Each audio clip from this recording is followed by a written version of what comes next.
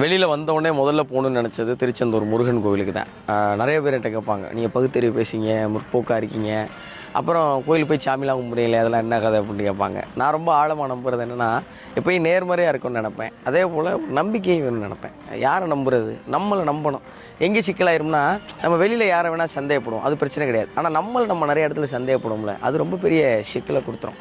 அதனால் நமக்கு மேலே ஏதோ ஒரு சக்தி இருக்குதுன்னு வச்சுக்கிறது. அது இயற்கையோ, பிரபஞ்சமோ, அம்மா அப்பாவோ, இல்லை ஏதோ ஒரு கடவுளின் பெயரால் ஏதோ ஒரு சின்ன நம்பிக்கையோ, அது இருக்கும்போது நம்ம இன்னும் ஊக்கமாக இருக்க முடியும், ஒரு விஷயத்தை ஆழமாக நம்ப முடியும். நம்புறதால இன்னும் வேகமாகவும் இன்னும் கடினமாகவும் உழைக்க முடியும் நான் நம்புவேன். அதனால் எல்லாருமே ஏதோ ஒரு நம்பிக்கையை வச்சுக்கோங்க. அது மறுபடியும் சொல்கிறேன், அது இயற்கையாக இருக்கலாம், பிரபஞ்சமாக இருக்கலாம், அம்மா அப்பாவாக இருக்கலாம், அல்லது ஏதோ ஒரு கடவுளாக இருக்கலாம். இதில் மதம் மற்ற எதுவுமே கணக்கு கிடையாது. ஒரே ஒரு விஷயம் தான், என்னென்னா நம்மளை நம்ம ஆழமாக நம்பணும். இல்லைங்க, இந்த புற விஷயங்கள் எதுவுமே இல்லாமல் என்னால் நம்ப முடியும் அப்படின்னா, உங்களை மாதிரி வலிமையான ஆள் யாரும் கிடையாதுங்கிறது 100% உண்மை.